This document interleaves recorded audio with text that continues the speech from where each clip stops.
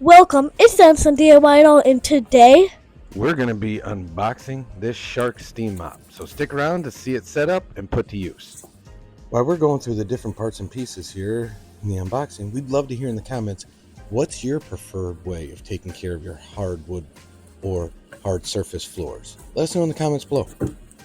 After we got everything laid out, we realized there's a couple different pads depending on the surface that you're taking care of. So they got you covered no matter what your floor is. So we're going to quickly put this together and get working. If you haven't checked out our Dad and Son Do It All channel, you'll realize very quickly that we are busy all the time.